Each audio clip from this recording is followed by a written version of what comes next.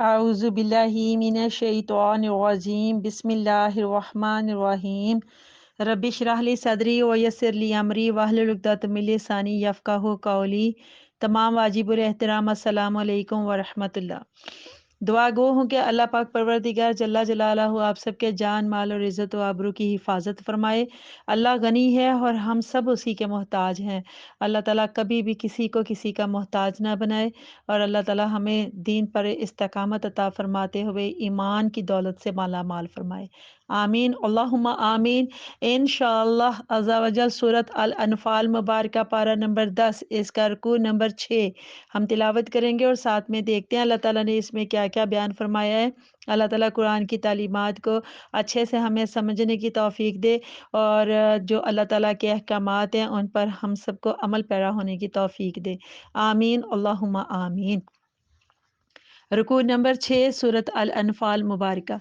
بسم اللہ الرحمن الرحیم۔ جو مہربان ہے، ہمیشہ رحم فرمانے والا ہے۔ اللہ تعالیٰ ایمان والوں کو مخاطب کر کے فرماتا ہے کہ یا ایھا الذین آمنو، اے ایمان والو، اذا لاقیتم، اذا جب، لاکہ تم جب تم جنگ آزما ہو، فیاتن گروہ کے ساتھ، لشکر کے ساتھ، فثبتو تو ثابت قدم رہو۔ اللہ تعالیٰ ایمان والوں سے کہہ رہے کہ جب تم کسی بھی لشکر کے ساتھ جنگ آزما ہو، جب تم یعنی کہ جنگ کے میدان میں ہوتے ہو، تو تم فیاتن کسی بھی لشکر کے ساتھ، کسی بھی گروہ کے ساتھ، تو فثبتو تم ثابت قدم رہو، واذکروا اللہ، اور اس دوران میں کیا کیا کرو؟ اللہ کو یاد کیا کرو، اللہ کا ذکر کیا کرو، کثیرن کثرت کے ساتھ، یعنی کہ اللہ تعالیٰ کا ذکر زیادہ کرو، کثرت سے کرو، لعلکم تفلحون، تاکہ تم فلاح پا جاؤ، کثیر لعلکم، وَاذْكُرُوا اللَّهَ كَثِيرًا لَعَلَّكُمْ، اور اللہ کو کثرت سے یاد کرو، اللہ کو کثرت سے اللہ کا ذکر کرو تاکہ تم کامیاب ہو جاؤ۔ وَأَطِیعُوا اللَّهَ وَرَسُولَهُ، اور اللہ اور اس کے رسول کی اطاعت کرو، فرما برداری کرو، وَلَا تَنَازَعُوا، اور آپس میں نہ جھگڑو، فَتَفْشَلُوا، اور ورنہ تم، اللہ کہتے ہیں اگر تم آپس میں جھگڑو گے تو کیا کرو گے؟ تو فَتَفْشَلُوا، تو تم ہمت ہار جاؤ گے، تم کم ہمت ہو جاؤ گے، وَتَذْهَبَ رِیحُکُم، اور تمہاری ہوا اکھڑ جائے گی، ریح ہوا کو کہتے ہیں، ریحکم تمہاری ہوا، تمہاری ہوا اکھڑ جائے گی، وَاصْبِرُوا، اور صبر کرو، یعنی ہر مصیبت میں، ہر مشکل میں، جس طرح کے بھی حالات ہوں تو تم صبر کرو۔ حکم کے معنی میں یہ بات آ رہی ہے، فعل امر کا صیغہ ہے۔ اللہ فرماتے ہیں ان اللہ مع الصابرین، بے شک اللہ صبر کرنے والوں کے ساتھ ہے۔ وَلَا تَكُونُوا، اور اللہ فرماتے ہیں کہ دیکھو، لا تَكُونُوا، نہ ہو جانا، نہ بن جانا، کالذین، ان لوگوں کی طرح، خرجوا، جو نکلے تھے، من دیارہم، اپنے گھروں سے، بطرن، اتراتے ہوئے۔ تو اللہ کہتے ہیں ان لوگوں کی طرح نہ تم بن جانا جو اپنے گھروں سے اتراتے ہوئے نکلے تھے۔ اترانا یعنی کہ کسی بات کے اوپر فخر محسوس کرنا، بڑا پراؤڈ فیل کرنا، شوخیاں مارنا۔ اللہ کہتے ہیں وریا نسی، اور محض لوگوں کے دکھلاوے کے لیے، ویصدون عن سبیل اللہ، اور وہ کیا کرتے تھے؟ وہ لوگ اللہ کی راہ سے روکتے تھے، یعنی جو دوسرے لوگ جو اللہ کی راہ پر تھے ان کو وہ روکتے تھے، نکلے اللہ کی راہ میں تھے اپنے گھروں سے، لیکن محض وہ دکھلاوے کے لیے نکلے تھے اور اللہ کی راہ سے روکنے کے لیے نکلے تھے۔ واللہ بما یعملون محیط، اور اللہ تعالیٰ جو کچھ وہ کرتے ہیں اسے اپنے علم اور قدرت سے محیط، احاطہ کیے ہوئے ہے، اللہ گھیرے ہوئے ہے۔ یہ کافر لوگوں کی نشانی اللہ تعالیٰ بتا رہا ہے، جو کفر کی اس حد تک چلے جاتے ہیں کہ وہ گھروں سے نکلتے ہی محض اس نیت سے ہیں کہ وہ لوگوں کو اللہ تعالیٰ کی راہ سے روکیں۔ وَإِذْ زَيَّنَ لَهُمُ الشَّيْطَانُ، اور جب اللہ کہتے ہیں یاد کرو، زینہ، آراستہ کر دیا، لاہم، ان کے لیے، شیطان و شیطان نے، جب ان کے لیے شیطان نے آراستہ کر دیا، اعمالہم، ان کے اعمال، ان کے اعمالوں کو سجا کے ان کے سامنے پیش کر دیا شیطان نے، وقالا، اور کہا، لا غالب لکم اليوم من الناس، کوئی غالب نہیں آ سکتا تم پر آج ان لوگوں میں سے، وانی جار لکم، اور بے شک میں تمہارا نگہبان ہوں۔ جار ویسے ہمسائے کو، پڑوسی کو، نیبر کو بھی کہتے ہیں، لیکن یہاں نگہبان کے معنوں میں آئے گا کہ میں تمہارا نگہبان ہوں۔ فلما تراءت الفئتان، فالما تو جب آمنے سامنے ہوئی فیاتانی وہ دونوں فوجیں، یعنی کہ یہ تسنیہ کا صیغہ ہے، دو فوجیں، ایک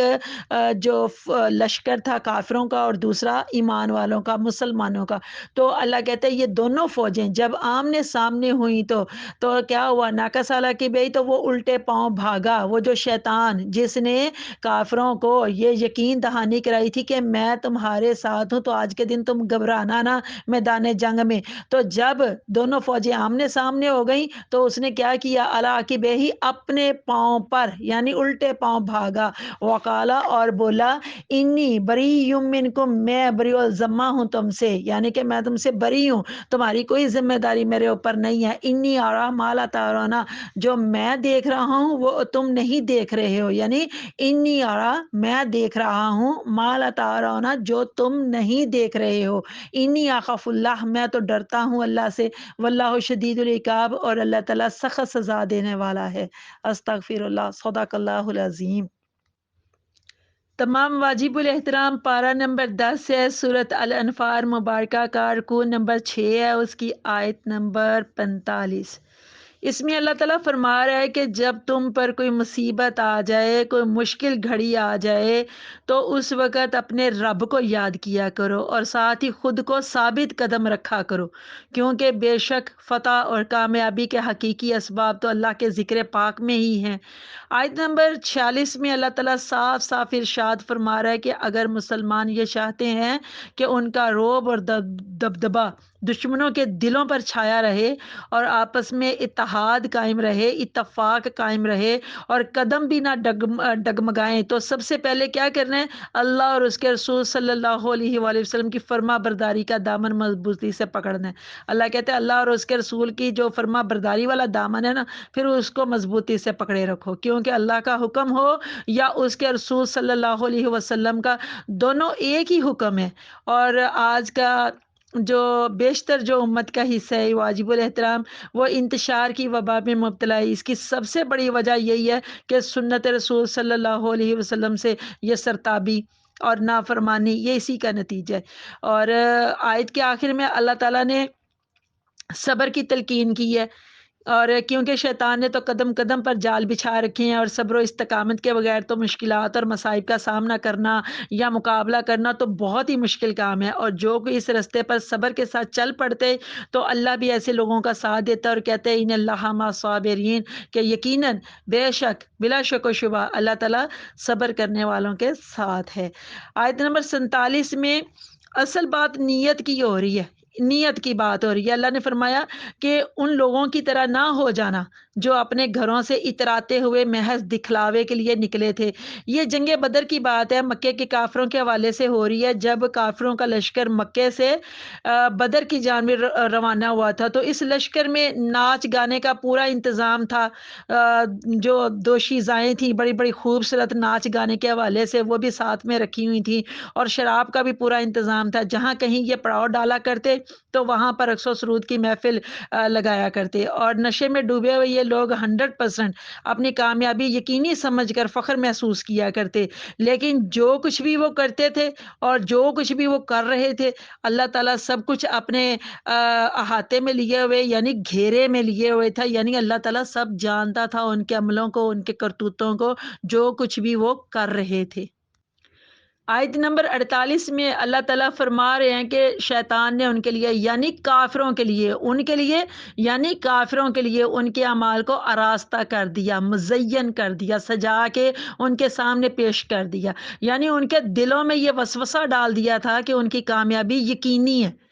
کافروں کے دلوں کے حوالے سے یہ بات ہو رہی ہے، کافروں کا یہ بڑا لشکر ایمان والوں کے مٹھی بھر لشکر کا کم وقت میں صفایا کر کے رکھ دے گا، ایسا وسوسہ شیطان نے کافروں کے دلوں میں ڈال دیا تھا۔ بس اسی خوش فہمی میں کافروں کا لشکر ڈینگے مارتا ہوا، شوخیاں بگاڑتا ہوا آگے بڑھتا چلا گیا، اور جب حق اور ایمان والوں سے ٹکرایا تو سارا نشہ ان کا اتر گیا۔ عزیزہ نے ہمیشہ یاد رکھیے گا کہ شیطان کا رویہ اپنے چاہنے والوں کے ساتھ ہمیشہ سے ہی ایسے ہی رہا ہے، ازل سے اور ابد تک ایسا ہی رہے گا۔ پہلے تو شیطان ان کو خوب اکساتا ہے، ان سے جھوٹے وعدے کرتے ہیں، انہیں بہت مزے مزے کے سنہری خواب دکھاتے ہیں، اور جب لوگ اس کے بچھائے ہوئے جال میں پھنس جاتے ہیں اور گناہوں کی دلدل میں دھنسنے لگتے ہیں، تو پھر یہی شیطان بڑے آرام سے ان لوگوں کو بے یار و مددگار چھوڑ کر، بے سہارا چھوڑ کر فرار ہو جاتا ہے، رفو چکر ہو جاتا ہے، اور جو کوئی بھی اس کے جال میں پھنس جاتا ہے اس کا حشر ہمیشہ برا ہی ہوا ہے۔ نعوذ باللہ من الشیطان الرجیم۔